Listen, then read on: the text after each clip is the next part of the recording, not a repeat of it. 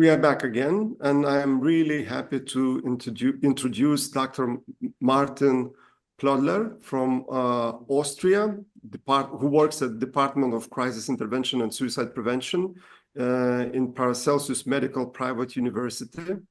And it's a great pleasure for me to introduce Martin because we know each other for some time. You were already presenting at our conference 3 years ago on a different topic about suicide, but on a different aspect on suicidal behavior. Then you were talking about suicidal behavior among LGBT plus people. And now we are really very much keen to hear you on completely different but very much important topic about ketamine and esketamine in suicide prevention. Is it a breakthrough or is it a hype? We are looking forward to learn an answer from you. So I just try to share my screen. So can you see my slides? Yeah, we can see your slides. Labas ritas. Good morning to everybody from Salzburg. And today I will talk about ketamine and esketamine and its role in suicide prevention. And below you can see a picture of Salzburg as it was like yesterday. And tomorrow morning it was like this. So it was quite pretty. And right now where I am at this place, this is a look from our balcony just a few minutes ago. But back to work. First, the declaration of interest. I have no financial ties to the industry, and I am working in a clinic where esketamine is used for a few years now. When we think of a breakthrough, we should think about where we are right now. So a breakthrough from where? And of course, this needs a look at a very typical intervention, pharmaceutical intervention, to treat suicidal patients, and these are conventional antidepressants like SSRIs and SNRIs. So how well do these drugs work generally and also in suicide prevention? And back in 2014, key opinion leader psychiatrist David Nutt and colleagues concluded that they are working well. They said that antidepressants have an impressive effect size in the treatment of acute cases of depression, and these makes them one of the most effective of all drugs. However, there's also a long tradition on criticism about these drugs. For example, by Irving Kirsch, Joanna Moncrieff, and Michael Hengartner, whom you heard last year, from what I know. And these people, and I joined this group, say that these classical antidepressants rather have a poor efficacy and they have non-negligible harms, including suicide risk. So perhaps as a start, let's have a short look at the evidence on antidepressants. And on the right-hand side, you can see a typical trajectory of symptoms throughout short-term treatment. The x-axis is the time. So typical short-term trials last around 8 weeks. And on the y-axis, you see depression symptoms as measured here with the Montgomery Depression Rating Scale. And you can see that most trial participants start at the moderate level of depression, 25, and it goes down to 12 in the mild range of depression with antidepressants and almost the same effect for placebo. So at the end, there's only a 3-point difference between drug and placebo, at least for the average patient. There are 2 problems with these findings. First, efficacy only develops gradually. And second, these 3 points difference on the Montgomery scale, or if you translate that into a standardized measure of effect size, which is Cohen's d, it's only 0.3. And by nearly all conventions of how we should judge this effect, how important it is, how clinically meaningful, clinically significant it is, it turns out that you need at least 3 to 9 points on this scale, a difference of 3 to 9 points between drugs and placebo to speak of a clinically meaningful effect, or to speak in terms of effect sizes, you need an effect size of at least 0.3 to 0.5. So this is a quite sobering result for antidepressants. Some people criticize this approach of using averages, group averages. So there might be people or patients who respond especially well to these antidepressants. And 2 years ago, there was a really massive paper in the British Medical Journal by Stone and colleagues who tried to model the data, individual participant data from more than 70,000 patients. And they thought that there's a subgroup of people who respond especially well to antidepressants. And this group is larger in the antidepressant arm compared to the placebo arm. However, when you take a closer look at the data and you look at different thresholds to define a patient as responder, then it turns out no matter how you define the threshold, there's at maximum a 12% drug placebo difference in responder rates. So again, also using this approach leads to a rather disappointing finding for antidepressants. What about antidepressants and suicide risk? And I could give a whole presentation here, and I did some research myself here. When we look at the highest level evidence, the gold standard in evidence-based medicine, which is randomized placebo-controlled clinical trials, RCTs, then it turns out for short-term clinical trials, which last typically 8 weeks, then we find increased risk for suicide attempts among patients who are taking antidepressants compared to those who are taking placebo amongst the younger people. Fortunately, there's a decreased risk for older people on antidepressants compared to placebo. However, when we look at suicides, there's inconclusive evidence for all age groups. When we look at longer-term randomized controlled trials, then we find an increased risk for suicide attempts and perhaps also suicides amongst adult patients. So quite disturbing results.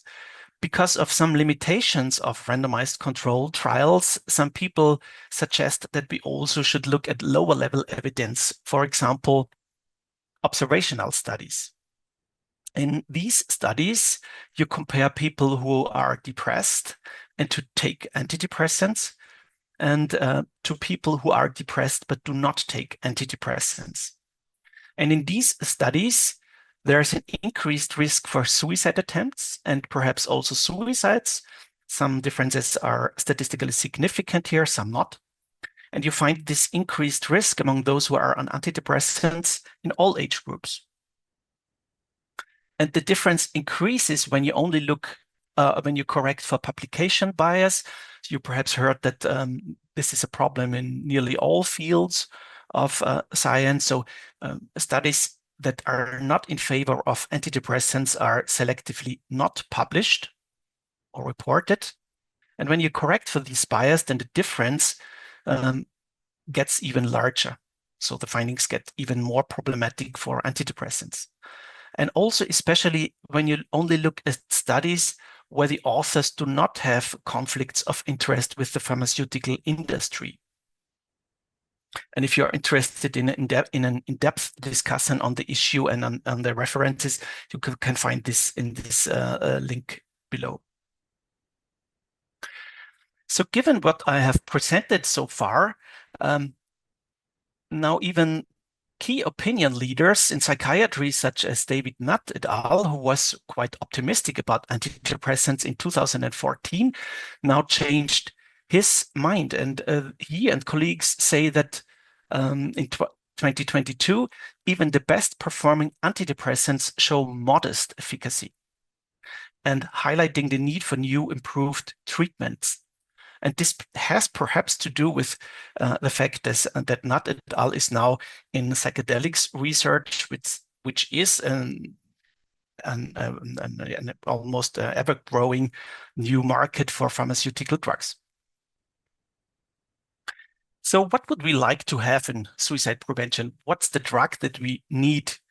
And of course, we would like to have a rapid and substantial improvement in suicide risk factors, especially in depression symptoms, because these depression symptoms are associated with an increase in suicide risk, and also a reduction of suicide ideation and suicide behavior. And this is where ketamine and esketamine came into play. So what are these drugs? Ketamine has long been known and used for anesthetic reasons, but also in sub-anesthetic doses as recreational drug. And esketamine is a version of this molecule, which was then patented by the company Janssen, and the brand name is Spravato, and it is used as a nasal spray, whereas ketamine is usually used as intravenous version. Esketamine is a quite expensive drug, so a 4-week treatment with 2 twice-daily doses a week is more than 8,000 euros. That's far more than a year of classical psychotherapy, at least in my country. When you look at review papers in scientific journals, then you typically hear statements about these 2 drugs, such as these. Ketamine and esketamine showed proven rapid onset efficacy in major depressive disorder, or they show rapid antidepressant effects in adults with treatment-resistant depression.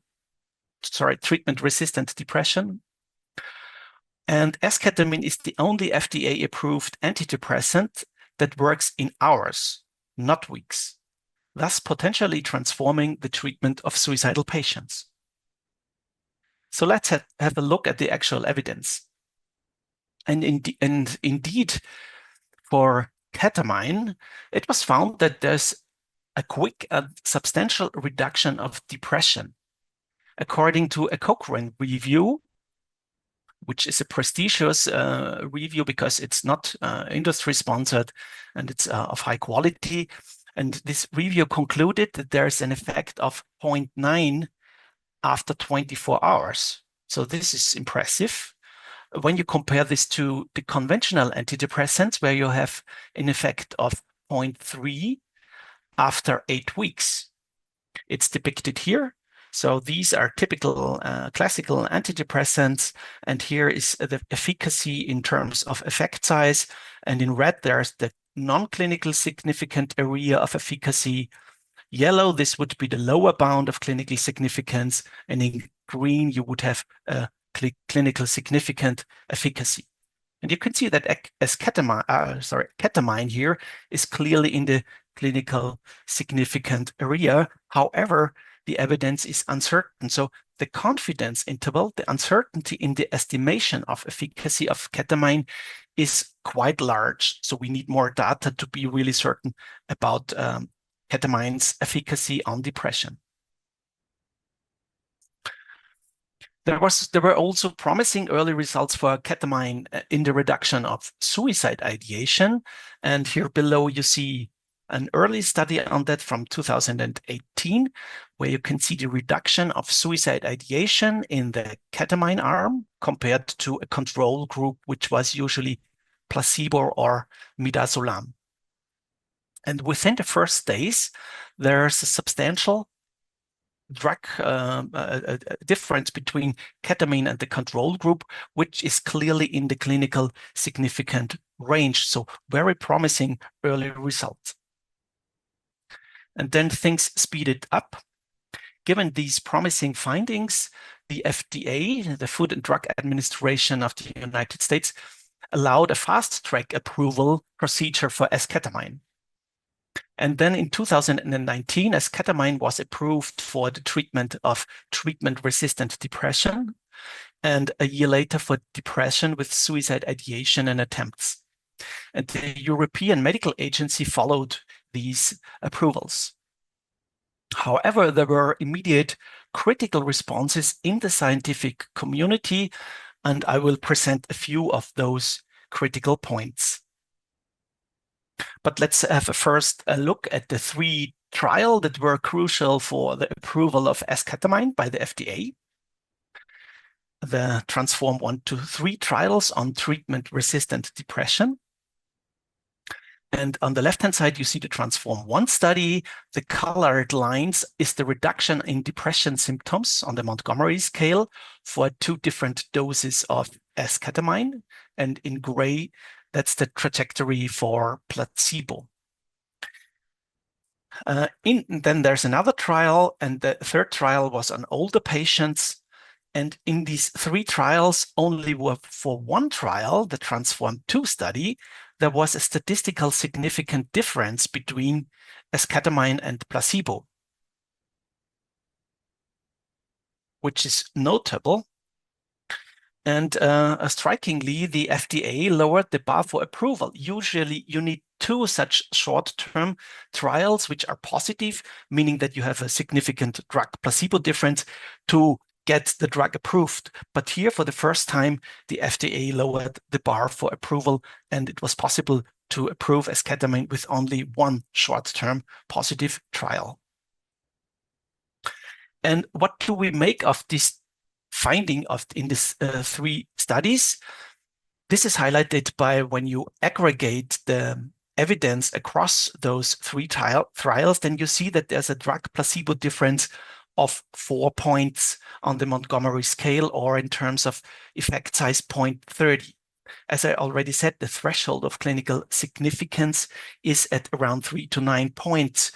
So you may speculate if the finding is really in the clinical significant range at all.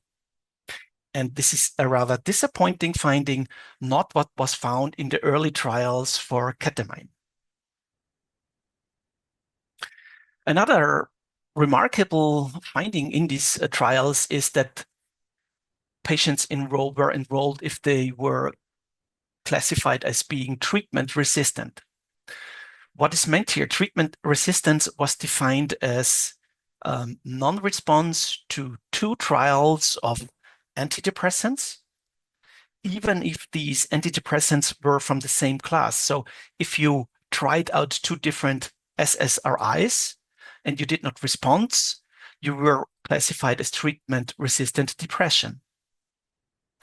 It's quite a controversial definition, also because treatment with psychotherapy was not considered at all in this definition. However, those so-called treatment-resistant depressed people did improve very much when they were in the placebo group. In fact, it doesn't matter so much if you end up in the placebo group or in the esketamine group, you will improve when you are enrolled in such a trial. So whatever's going on in the trial, you get better. And it's not so much depending in which treatment arm you land, which is remarkable. Some more rather disappointing results. Janssen thought that they would achieve with esketamine a rapid and sustained reduction of depression, and they used a pre-specified criterion. They thought that they would achieve a 50% reduction of depression symptoms achieved between the first 2 and 8 days, in the first week, so to speak, and this reduction should persist until day 28. This criterion was achieved only in 11% of patients in the esketamine arm, and in 6% in the placebo arm. It was not statistically different, and again, a rather disappointing finding, not what was expected. There were also problems with adverse events. The rate of dropout was 7 times more frequent in the esketamine arm compared to the placebo arm. And there's also a hint of problematic scientific practices. 42% of the serious adverse events were not reported in the journal publications, only in the clinical trial reports. It was published in this review paper. A major challenge in this kind of research, in any research on psychiatric drugs that have pronounced psychotropic or psychedelic effect, is unblinding. As you see in this cartoon here, which I find kind of amusing and demonstrating what's going on in the trial. So, of course, because of these pronounced psychotropic effects, both patients and clinicians know in which group the patients are if they get placebo or esketamine. So most can guess correctly in which treatment arm they are. And it's known that this leads to an overestimation of efficacy. So how can a trial blind patients? And there was a recent really remarkable study who was able, in which it was able to really guarantee blinding. And it was a study on depressed patients who needed surgery. And during the surgery, during anesthesia, these patients were randomized to either given ketamine or placebo. And here's the result.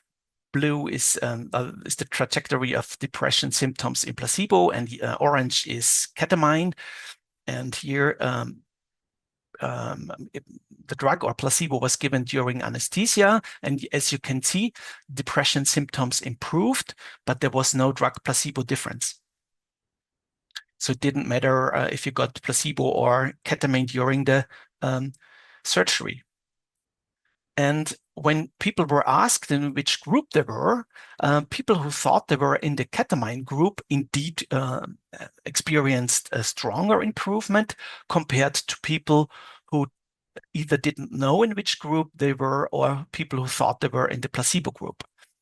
However, people could not guess correctly in which group they were. So this is a proof that blinding was guaranteed. And also a hint that unblinding leads to an overestimation of efficacy.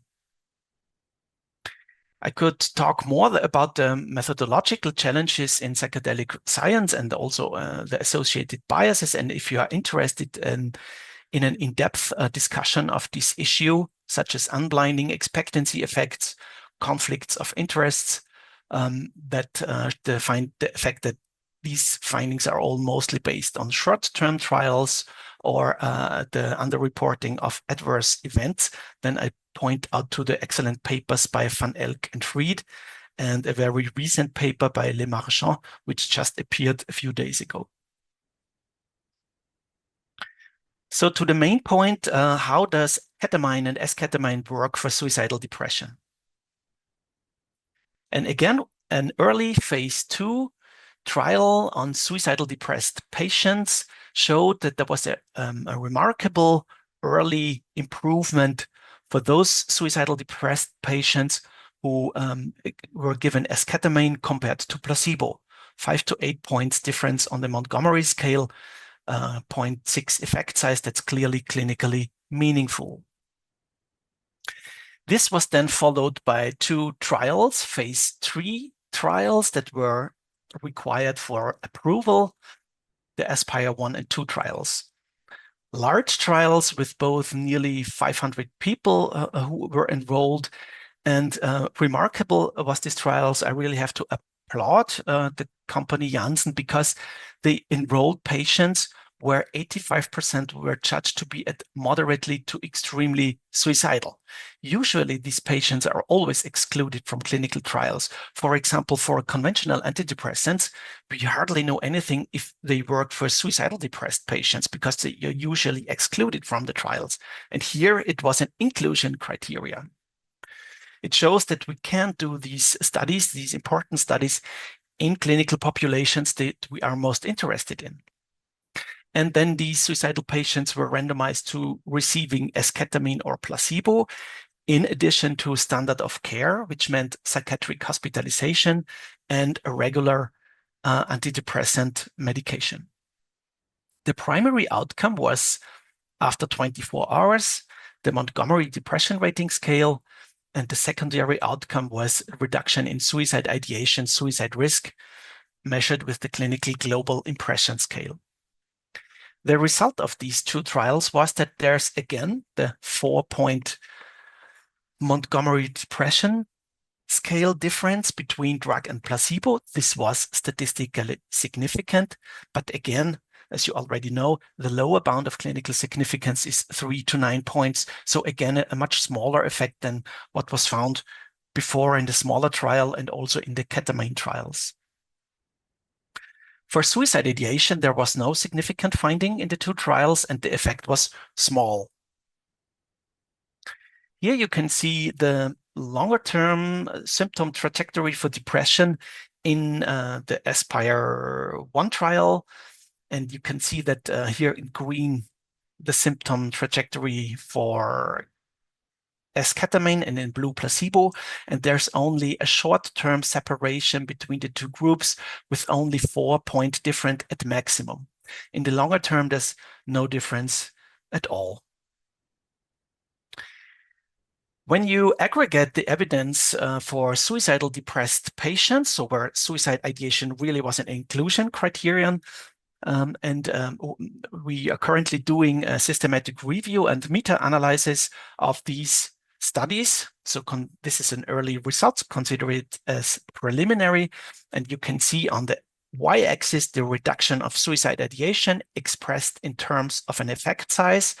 This would be the null, so there's no drug placebo difference, and the two dashed lines consider the border to clinical significance. So anything that's below these two lines can be considered as clinically significant. In magenta, you have the findings of the 3 studies we have for suicidal depressed patients for esketamine, and you can see that there is a small effect of around 0.3. It is statistically significant, but in the area of non-clinical importance. This is further reduced within the 24 hours, and for 2 to 4 weeks, it's again small and not statistically significant and also not clinically significant. The studies for ketamine in blue produced a substantially stronger effect in the first 4 hours, but with a wide confidence interval. There's a lot of uncertainty. The effect is in the clinical significant range, and it remains so up to 72 hours, again associated with quite some uncertainty, and it then gets smaller in the range of non-clinical significance and remains small.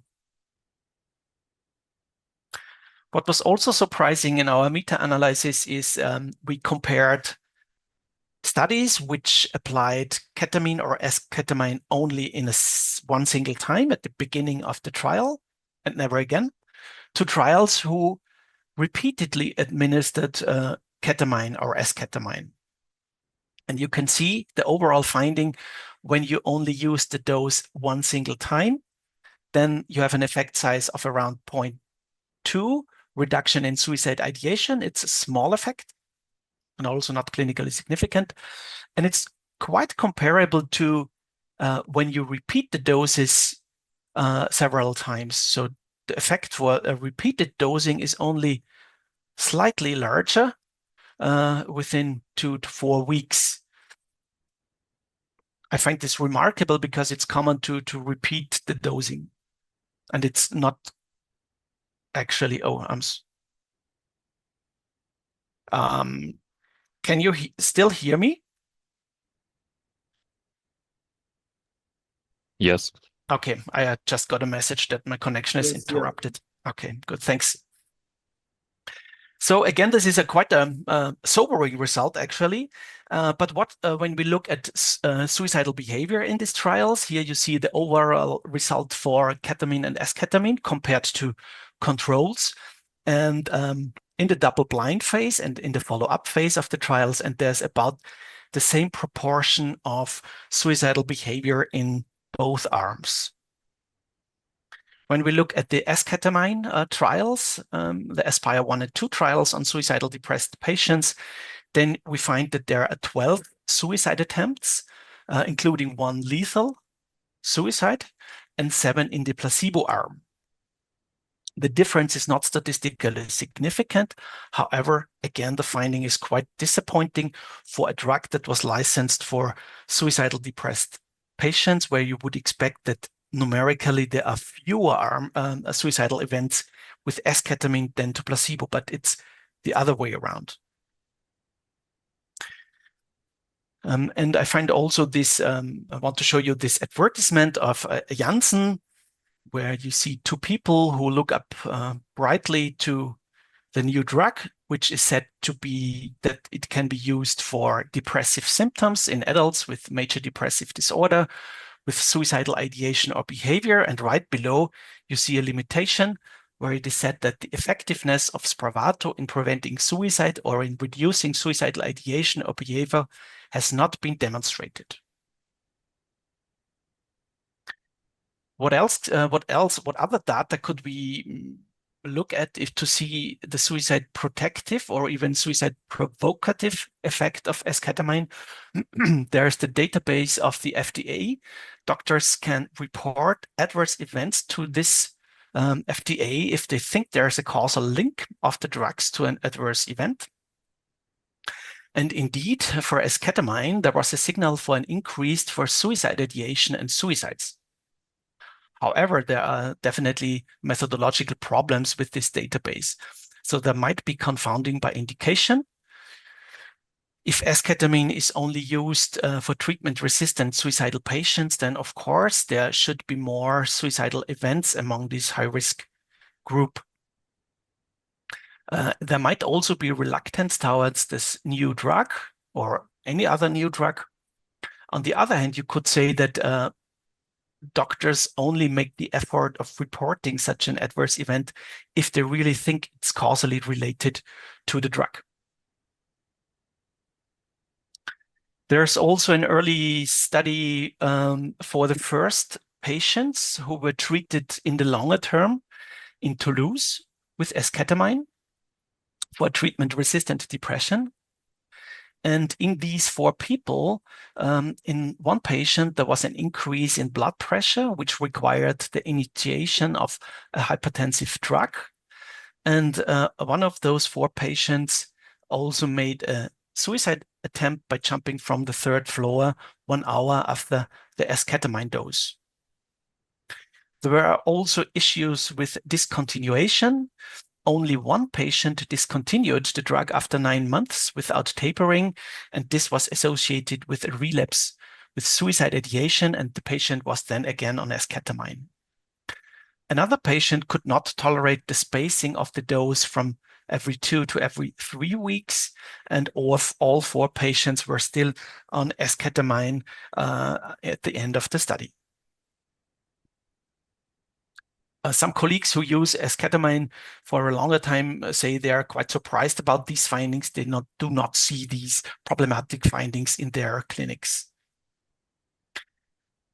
Perhaps also worth mentioning is the number of adverse events with esketamine in the ASPIRE 1 and 2 trials combined. And you can see that for all these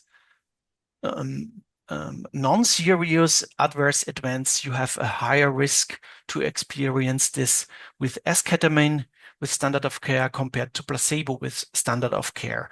So, and I think it's important to consider these adverse events when you want to come up with a risk-benefit ratio of esketamine.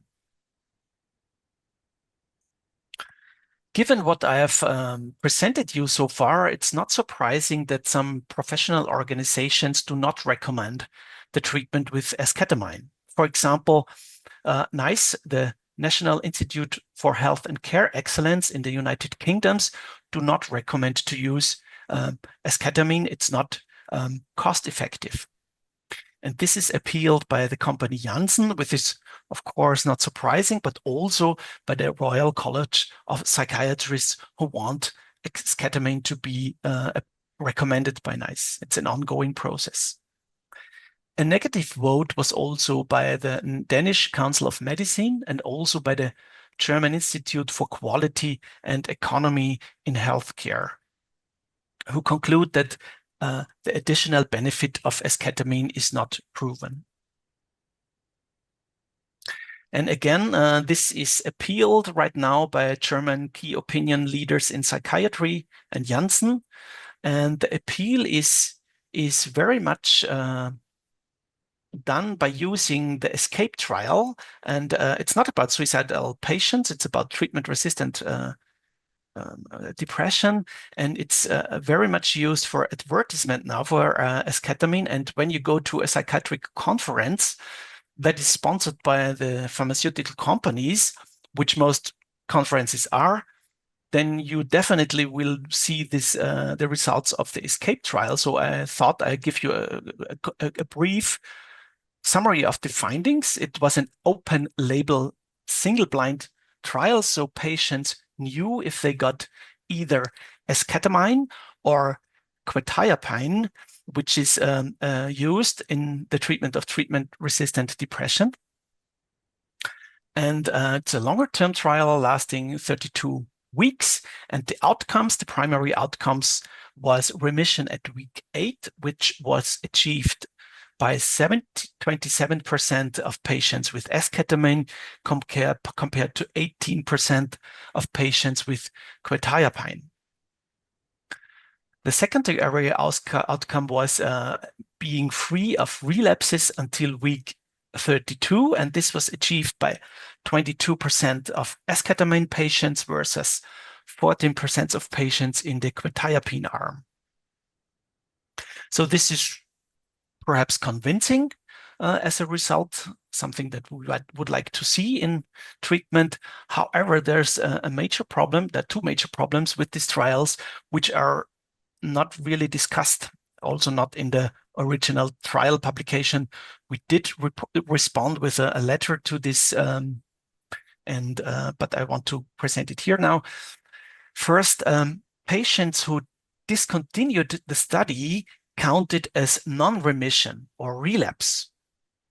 And this is perhaps problematic because when patients selectively end the treatment because they are disappointed that they did not receive the new promising drug, then this introduces a bias in the study results. And this is very likely, so that expectations are broken. When patients discover, oh, I end up in the quetiapine arm, getting a drug that makes you a little sedated and where you can also gain weight, you perhaps decide you don't want to complete the study.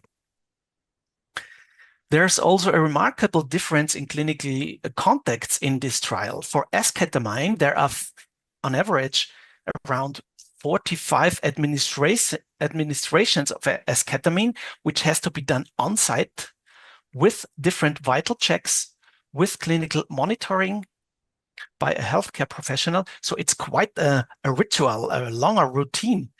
And if you know that these types of encounters lead to an improvement of symptoms without the drug, then it's obvious that this introduces a bias in the studies.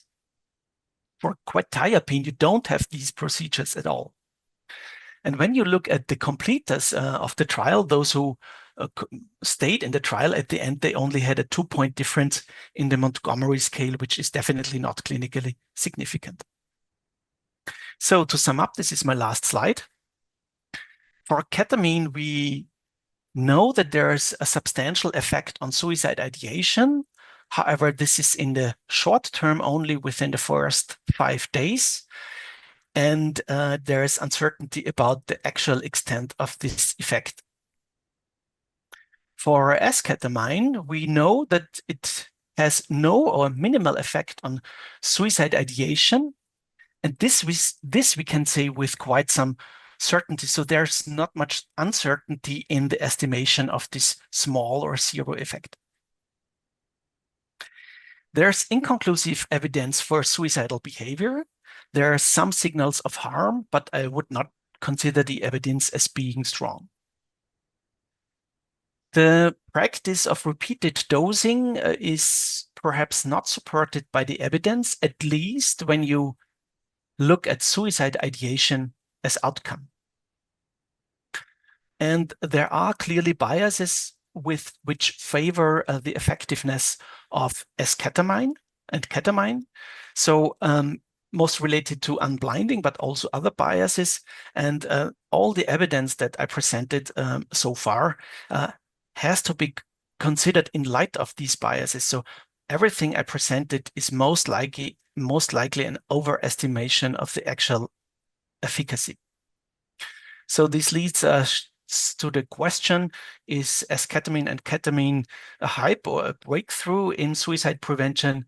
And I hope I presented enough evidence so you can make an opinion yourself on this question.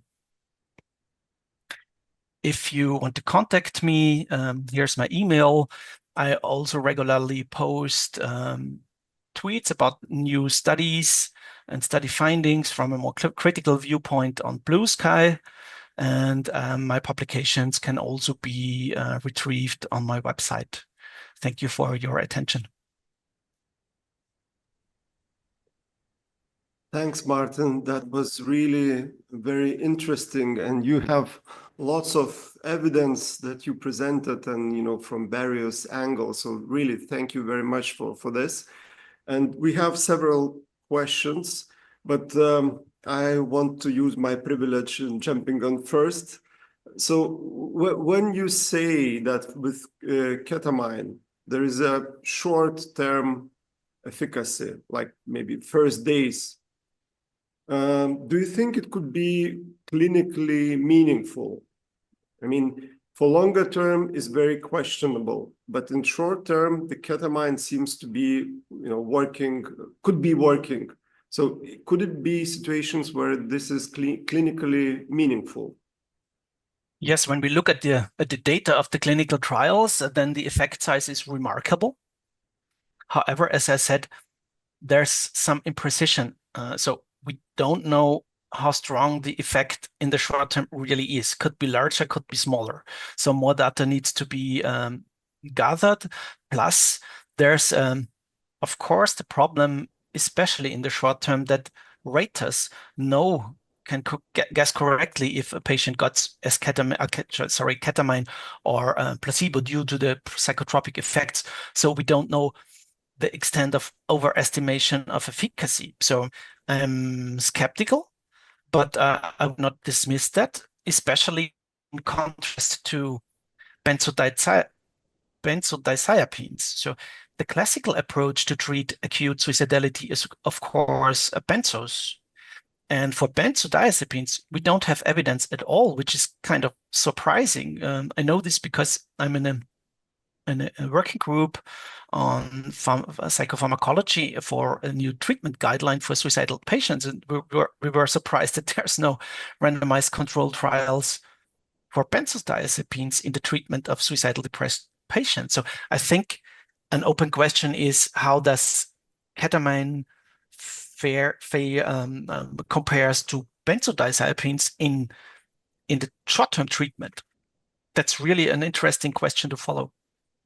Okay, thanks for that. That we talk about short-term, now let's switch to long-term use. So one question is, what are the risks associated with the long-term use of ketamine or esketamine? Is this risk significant given the drug's rapid effect? If the risks are significant given the drug's rapid effect, don't you think patients might insist on long-term use instead of exploring other treatment methods? Yeah, that's a general problem in this field of research. We don't know very much about the long-term effects at all. So when you look at the data when you compare longer-term treatment, longer term, I mean the follow-up phases, compared with placebo treatment, there is no effect at all. So I think the jury is still out. So we don't know if there is a dependency potential for these drugs and how strong this is. We don't know anything about discontinuation of these drugs. So the study on 4 first patients is quite problematic. So I think studies are urgently needed where we look at the phase after discontinuation.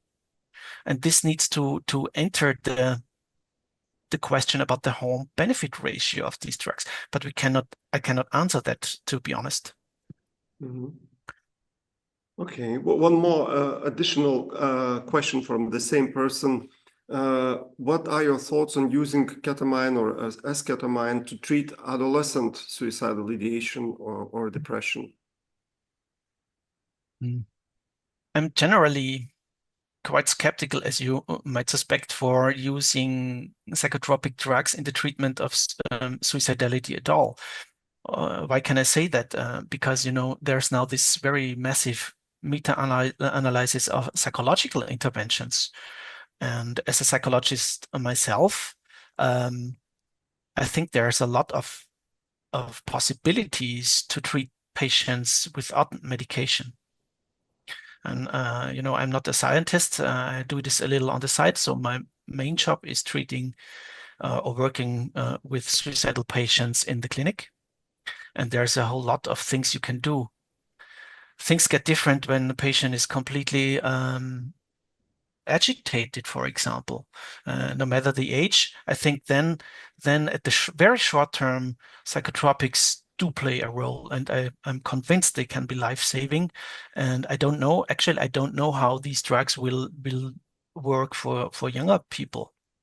But I think if you use these drugs, my opinion is that then only in the short term, and with a very close focus on how this individual person reacts to this drug in the short term. So for some people, they may be beneficial, like benzodiazepines, for some not. And yes, and I'm very much in favor of Joanna Moncrieff's drug-centered model of treatment. So the blind algorithm to start such a treatment and then use it forever, I'm very critical about that. Yeah.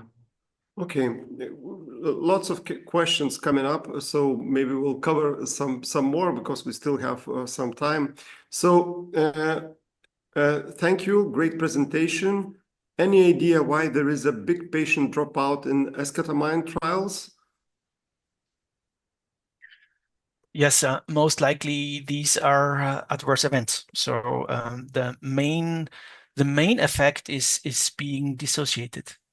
But there are also effects on blood pressure and also urinary tract issues. So a dropout is definitely related to that. Okay, thank you. So another question, as we don't see significant effect of ketamine in blind trials when the patient is unconscious, is it possible that psychedelic experience is what makes the effect, but not some other pharmacological properties? Oh yeah, that's an excellent question. Thanks. And expectancy definitely plays a role here. And as the question implies, if patients enroll in these trials because they have a psychedelic experience and want to test out this new psychedelic drug, and they realize that they're in the placebo group, the risk is high that they just drop out. So that they will not complete the trial or are disappointed. And this, of course, has an impact on the estimations of efficacy. That's a real big challenge. And blinding is such a challenge in these trials. And the current suggestions that make sense to me is to at least assess the expectations of the patients, the degree of unblinding, and also expectations of patients before, so you can statistically account for that, or at least try to do this. Okay. Another question. Thank you for the interesting presentation of the novel research. If I understood correctly, you have mentioned that you have been using esketamine in your clinic for a few years. Could you expand on your experience with its efficacy and safety in your practice? Mm-hmm. So we use it in my department. There's a special, we have a special department for treatment-resistant depression, which uses esketamine or also electroconvulsive therapy. And I cannot speak for their experiences. In my department, we use it for patients where it seems that our typical approach with crisis intervention or short-term therapy and also antidepressants do not work. And my experience is that it doesn't make such a difference. So if there's no no change of symptom course after starting esketamine. So most patients report that they feel kind of dissociated. There are some who experience some psychedelic experience, but I did not experience so far that this really changed a longer term depression so far. It's not that many patients that I really closely monitored with this esketamine treatment, but it was not convincing so far. Furthermore, it's not clear what is working here because patients are going in a separate quiet room. There's a lot of clinical attention. It's a 1 hour of resting. So there's a lot of non-specific factors who come into play. And to really answer the question, we would like to have a comparison with the same routine, but giving a placebo. So what we see in the trials. So the clinical impression can be misleading. That's why we need the trials. Okay, thank you. And one question, as far as I understand, ketamine treatment works very well when the depression is an underlying cause of suicidal behavior, as the ketamine reduces the symptoms of depression. I'm not exactly sure that that was the point of the conclusion of your presentation, but let's assume this. Although depression is not the only underlying cause of it, what about the other cases such as borderline personality disorder, PTSD, or loss of social role? Yeah, that's a good question, and I'm not familiar with the evidence in these psychiatric problems. But I know that ketamine and esketamine is now increasingly used for these groups of patients. I cannot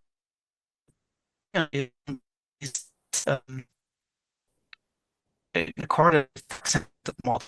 When these drugs produce an effect, like a psychotropic effect that gives you an experience of feeling connected to the world, they can give you. I didn't see that happening so far with esketamine, but this happens. I'm convinced that this can do something. But it's a completely different logic to providing these drugs 2 times a week, blind and independent of the psychotropic experience. So this is something that puzzled, but this is not considered as far as I know. Perhaps let me add something to the question previous. What strikingly happens that when patients start esketamine for an so this is not, there's no regulation how long the treatment should last, but it definitely lasts 1, 2, 3, 4 months. What now happens is patients will come back to the clinic and receive their esketamine treatment. So they have an ongoing contact with the clinic, which is known to reduce suicide risk.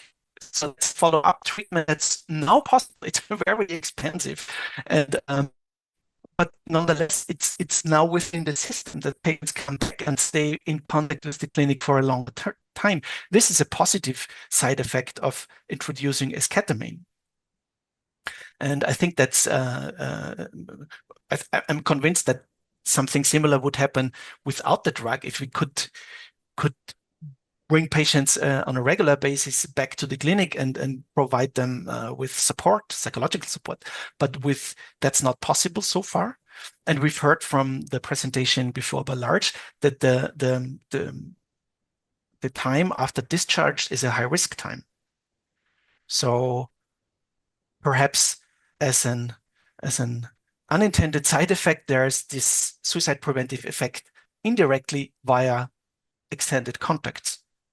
Interesting point. Another question has 2 parts. I'm not sure that you are able to answer the first part, but maybe, why not? And maybe you will also provide some answer for the second part. So the question goes as this. In Lithuania, we have a clinic which implements ketamine augmented therapy. I think it is the only one in Lithuania so far. My question is why it is not more widespread as a treatment method, and why it is so expensive. I think this might change. So at least what I've seen in my country and also in my area, there was a lot of marketing and with the help of key opinion leaders in psychiatry. And this, there was, in Austria, there was quite some reluctance in, let's say, before the pandemic to use ketamine or esketamine, but this has changed now. So I really could observe that marketing was successful. It was also astonishing to see how it works. So I could follow this in real time, and I'm sure this, or most likely this will happen in your country too. So I'm surprised that you only have one clinic. But do you know if esketamine is already common as treatment in clinics? I think it's not very common, that's for sure, but that it is tried, that's also true. Yeah. Any thoughts why it's so expensive? I think that's with all new drugs that get patented, that they can, that there, yeah, that's my. I think it's a marketing and an economical strategy to make money with a new drug. I don't think that it's that expensive in the production, but I'm not an expert here, so I cannot tell you that. Okay. So you didn't give the very definite answer in the end of your presentation. Thus, we have this question. So in your clinical practice, are you more in favor for using esketamine, or you are more against using esketamine? Difficult to answer. I still need my job. No, seriously. I mean, if such a drug would produce the psychotropic effect that brings somebody out of his suicidal crisis, I would be in favor of that in the short term. So, but I think this can be, you cannot make a general recommendation. So that's individual, such as psychotherapy. Some people do not like psychotherapy. Some benefit a lot from it. So it's difficult to give you need to individualize the treatment and to look at the actual effects and then change the treatment algorithm. So what I'm very critical about is to just start with this drug and blindly use it for a long term. And this is unfortunately what seems to happen a bit, except if there's very obvious adverse events. So then, of course, the treatment is stopped. But in my opinion, you really need to look at what happens to the patient with any treatment. Okay. The last short question, I don't know if you have any data comparing ketamine or esketamine with classical psychedelics such as psilocybin, LSD, MDMA. Okay. They're already classical psychotropic. Classical okay. psychedelics. For psilocybin, the effects on depression are quite robust and large. So this was found in a recent review in the British Medical Journal, and this is quite impressive. We don't know what's happening in the longer term. So I think that the same issue is with esketamine as with psilocybin. So I would be critical here, but at least in the short term, there are notable effects. However, we don't know how much of this effect is again resulting from an actual improvement, or if it's very much related to expectancy and unblinding, which is definitely happening in these trials. So quite promising, but skepticism is very much justified. Okay, so thank you so much for your wonderful presentation and so much interesting and very, robust, significant scientific evidence. And thank you for leaving so much time for answering questions. And hope to see you in 2 years in Vilnius. Yes, I hope so too. And thanks for having me here. This Thank you wonderful so conference. much. Bye.